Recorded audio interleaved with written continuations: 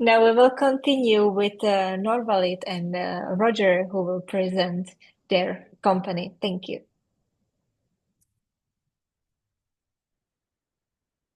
Thank you so much. Can you hear me and see my screen? Please confirm. Yes. Good, good. So I'm Roger, and I've been challenged to talk about the topics on the screen here. And first of all, thank you for inviting us. Really appreciate that. So who is NORVALID? Very, very quickly first, before I go and tell the full story of it. What we do is that we validate original student writing. And that's important because we want to enable educators to assess authentic work. I just want to add very quickly, we do this without being AI detection, and you'll see that as we go forward. So first, quick about me. I've been in this industry for quite a while, 25 years, started 5 companies. Some might have heard about Fronter, which I grew to 7 million users. It was the first LMS in Europe, actually.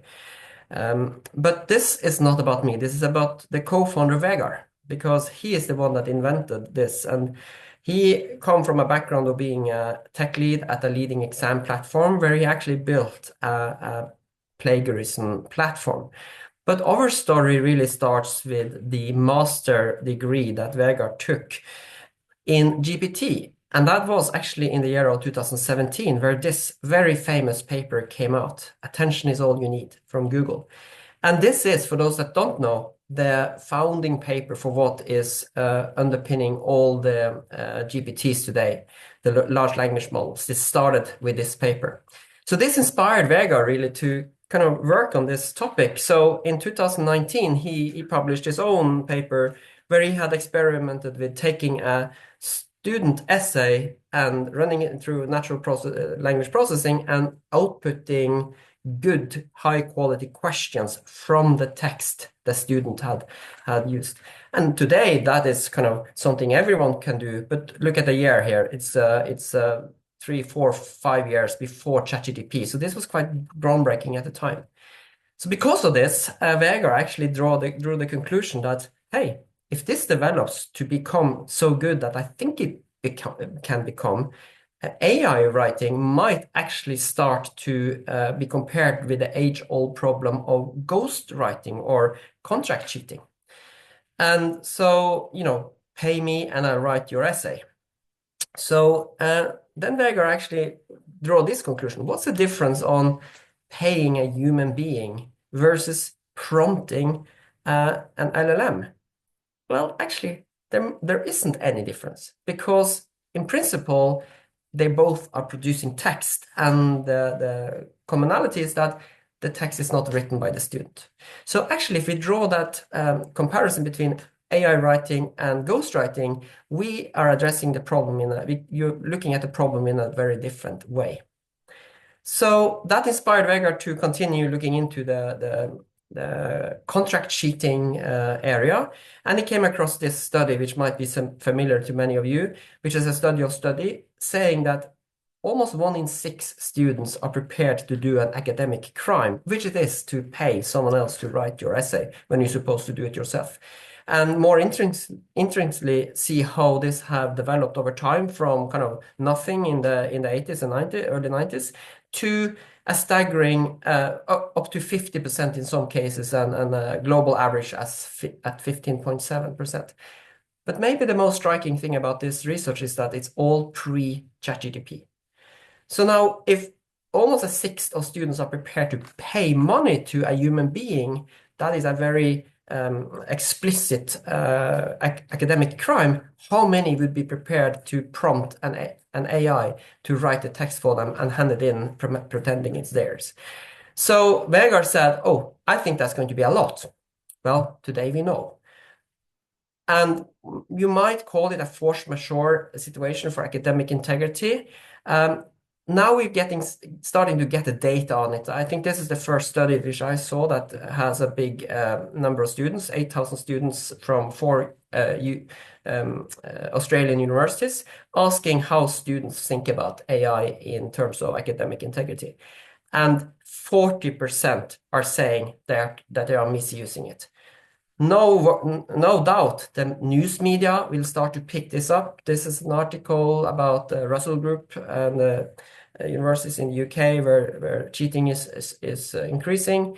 And when news media start to pick this up, of course, I understand if universities are starting to be worried about the degree in which the issue is starting to be devaluated. After all, universities are awarding bodies, and that means that they need to ensure the quality of the degrees in which they issue and prove evidence that students really earn the degrees. And if they can't do that, well, why should you then trust the degree? So of course, universities are not sitting still watching this, so many have tried AI detectors. I'm not going to have an opinion on that other than referring to some of the news articles there of honest students being falsely accused. And perhaps this is why also 91% of the students in the same survey are saying that they're worried about breaking university rules. And I think that is heartbreaking. This is a time when students are supposed to have the best years of their life, exploring the fantastic interests that they have, going deep in that, and yet they're living in fear. This is something that I think everyone agree with me, universities need to take very, very seriously. And this is not ghostwriting. This is as a function of AI writing. Okay, so that's the grim picture. Let's start looking at the opportunities. So what we believe is that assessment security in the age of web and also in Gen AI, you can basically categorize it in a few boxes, and here they are. So let's just start with the latter one, Gen AI. And as we discussed, there are research now showing that they might not be so reliable. I don't have an opinion on that. I just refer to the research here. But what we do know after almost 3 decades, or at least 2 decades, is that plagiarism detectors, or text similarity tools rather, are very, very effective in fixing the problem of plagiarism that exploded as a consequence of the web coming. But what you will notice is that neither of them are actually addressing ghostwriting or contract cheating, other humans writing the text for you. So that, coming back to this analogy between AI writing, is in fact the same as ghostwriting. So if you can fix the issue of ghostwriting once and for all, you will have fixed the new issue of AI writing. In fact, AI writing is not new, AI is not bringing anything new in, it's rather amplifying an age-old problem of ghostwriting. So that is what Vegard set his goal to do, and he developed a method called authorship validation. Okay, so how does that work? Well, first, let's establish this principle that authenticity in assessment is everything that matters. Nothing else matters. It's authenticity in assessment. And if we agree on that, what if we have a multi-step process that can simulate what teachers do today manually to confirm original student writing? Does that happen? Yes, it happens every day in classrooms, predominantly in K through 12, where teachers know their students well and have a small group of students and have them over years so they actually get to know their writing. So, the teacher might think, I know my students' writing, and I get suspicion when I get a submission that does not match my student's ability or the way that my student writes. So what does the teacher do? Well, obviously, the teacher talks to the student to validate the authenticity of the student. And this is where the teacher will be able to discover whether we are talking about an authentic paper or whether it's been written by someone else. And who wrote it doesn't matter. If it's plagiarized, if it's ghost written by a human or AI written, doesn't matter. What matters is it's not authentic. So authenticity in assessment is all that matters. Now, that is well and good in a K through 12 setting. What about higher ed? When you have hundreds of students, even thousands undergraduates, you don't have the capacity to go and do this. So let's see if we can automate it. So imagine now a student handing in a submission, the normal way through the learning management system. And what we can do is that we can compare the linguistic features in that submission with the student's unique linguistic fingerprint. And we get this unique linguistic fingerprint from a text sample that the university have acquired in a controlled environment. It is actually a fact that all of us carry a unique linguistic fingerprint if we look deep enough and have enough text. And 300 to 500 words actually turns out to be enough to achieve an up to 99% precision on these models. So it's quite amazing. This is based on research that goes 2-3 decades back on digital text forensics. There were more than 35 peer-reviewed papers just last year published on the topic. So this is nothing new.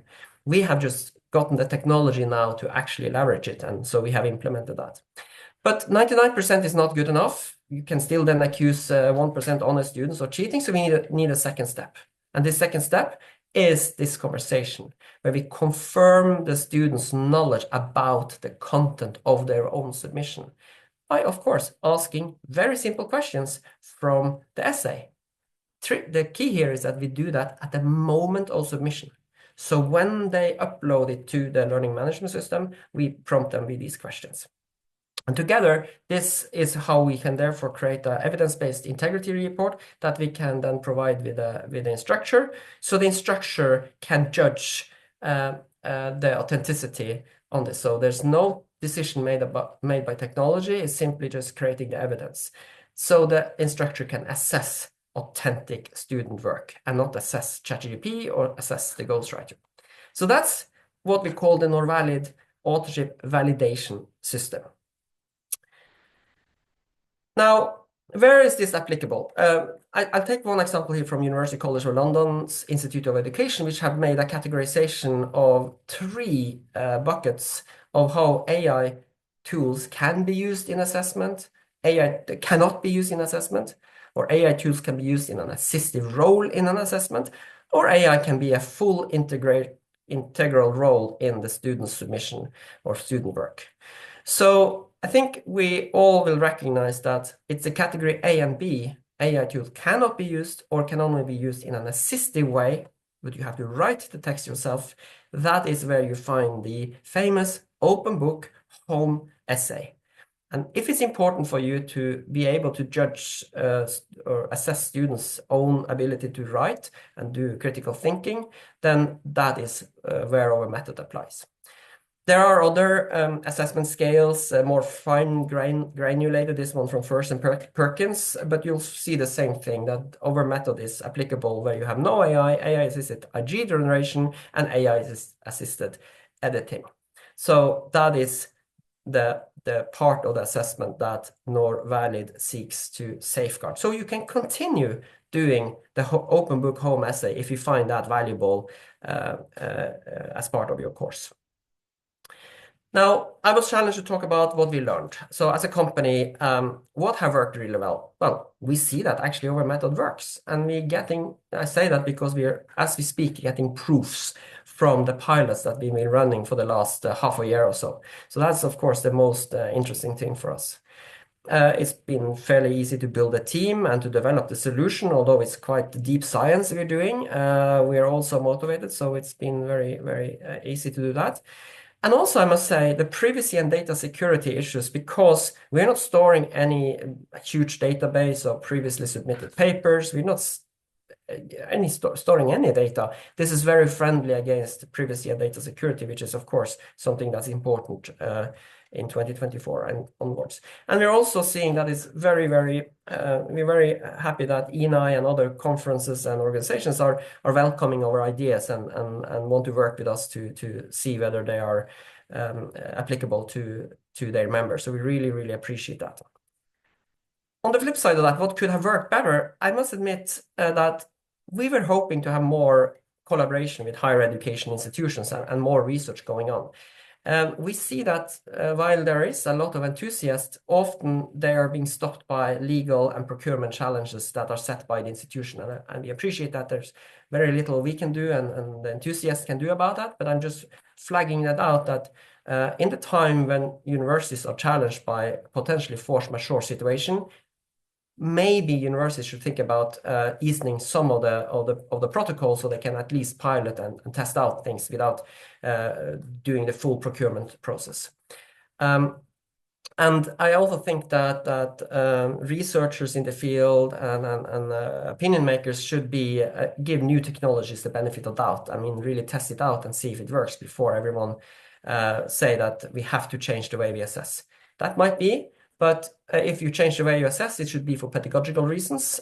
We think we can have technology to fight technology threats, but you need to have the benefit of doubt on that before you conclude. So that's, we hope, could be better. So the current product, I covered a lot of that.